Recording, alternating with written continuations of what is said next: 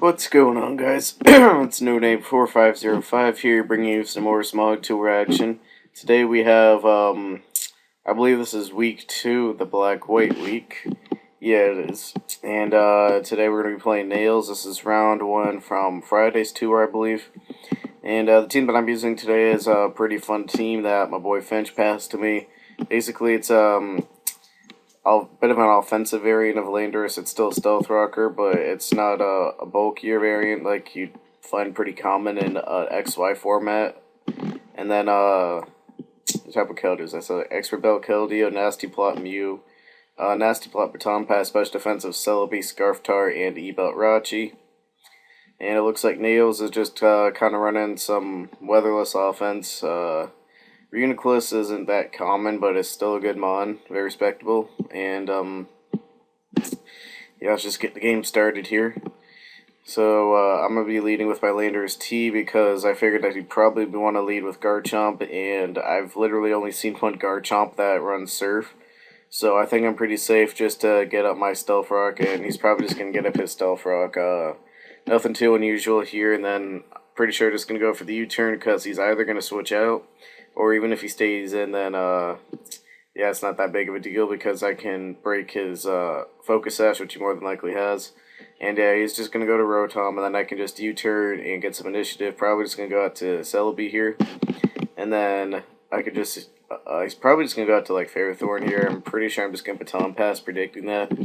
And then I could just get a switch out to something like Keldeo to threaten that Ferrothorn out, because unless he's, like, physically defensive, then Keldeo can threaten it out. It actually goes out to Heat Rain here, which is still an equally safe switch, I guess, scouting for the HP Fire, which was a good play there by Nails. But I went for the Baton Pass anyway, so it doesn't matter. And I can just go out to Keldeo and then go for Secret Sword. I think initially what I'm going to do here is go for the Hydro Pump, scouting if he wants to bring in the Gar to try and eat up my Secret Sword. And he reveals here that he has the Protect, which is good for Nails because it allows him to scout. And I think I'm going to switch up and go for a Secret Sword here, in case he wants to go to Ferrothorn here. And that's exactly what I do, and I'm going to get a lot of damage off on that Ferrothorn.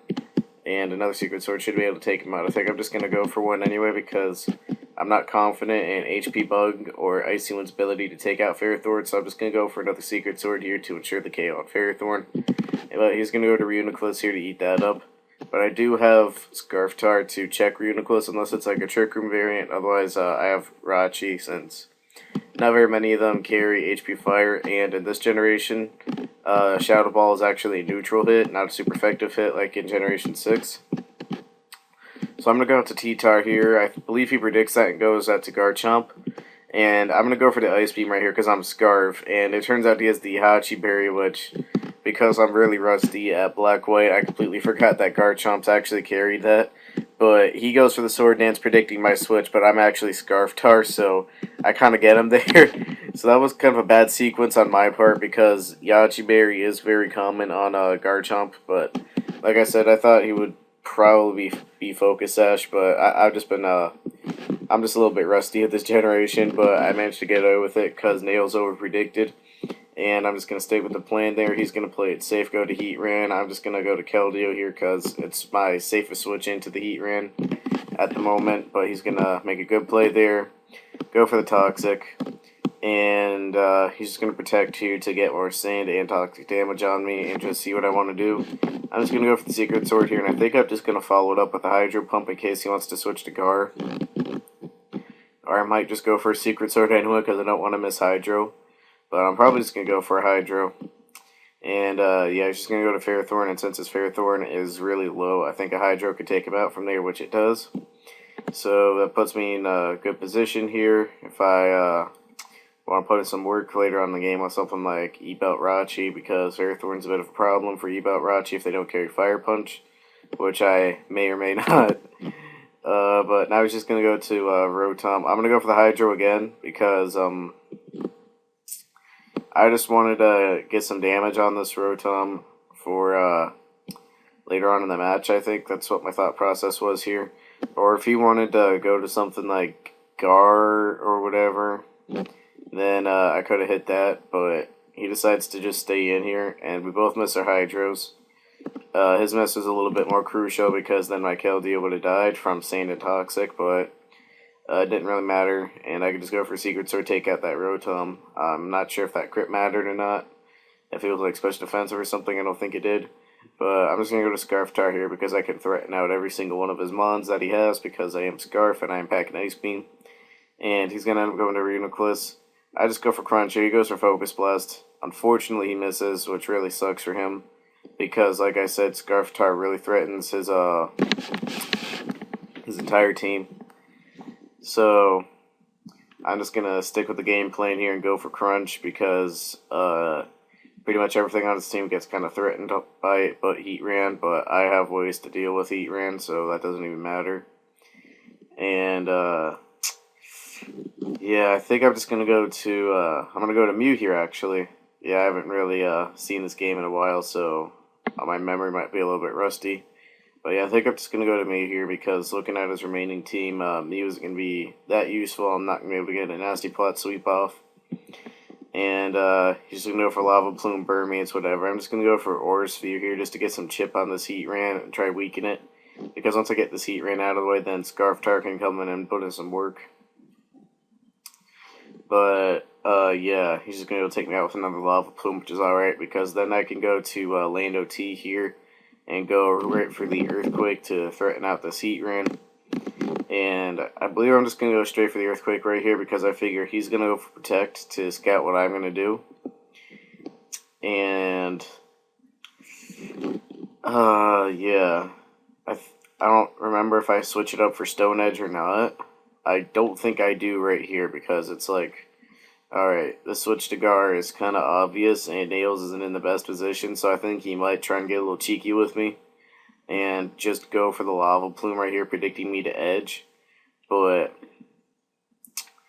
turns out that he does just go right to Gar.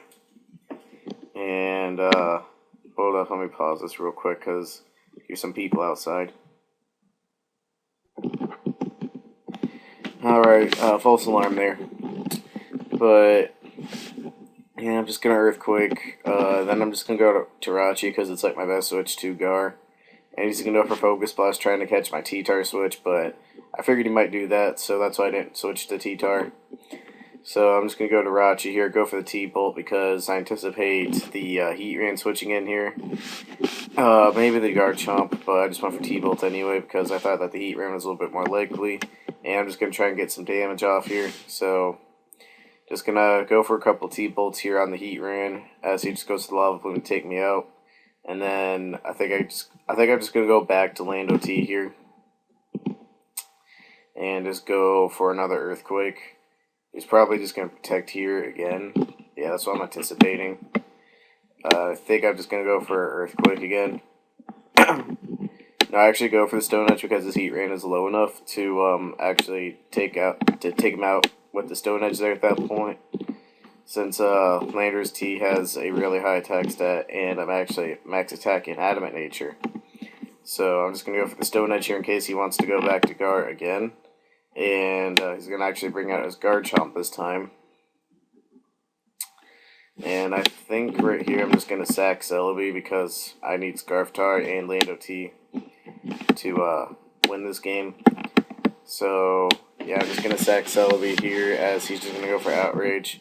And unlike with what my name says, I am not a fairy type, so I'm not going to enjoy eating up that Outrage since that does over half. And yeah, my Celebi's going to go down, but if he stays locked in to the Outrage, then either way, I just go at the T-Tar and then just go, like, I think I'm just going to go for Ice Beam right here. No, I'm actually just going to go for Crunch. Yeah, that was my best play there, to go for Crunch either way. As even though I end up taking more damage, he doesn't really have anything to switch in here.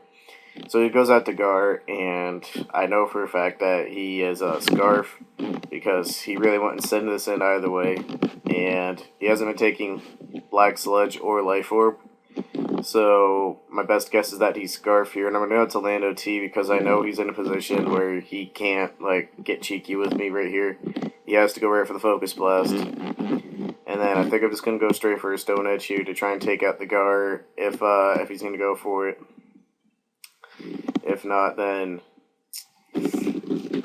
I can just hit whatever his switching is, and his switching is Reuniclus. Just hit that with the Stone Edge, and then I'll just follow it up with an Earthquake here to take out the Reuniclus, which puts the game to 2-2. And I have my Scarf Tower on my Landorus. He has his Heatran and his Scarf Gar. So he's going to go out to his Heatran here. I think I'm going to go for a Stone Edge here. And it turns out he's actually faster than me. So he's actually running a lot of speed on Heatran. Goes to the Lava Plume and gets the burn, which is very unfortunate for me.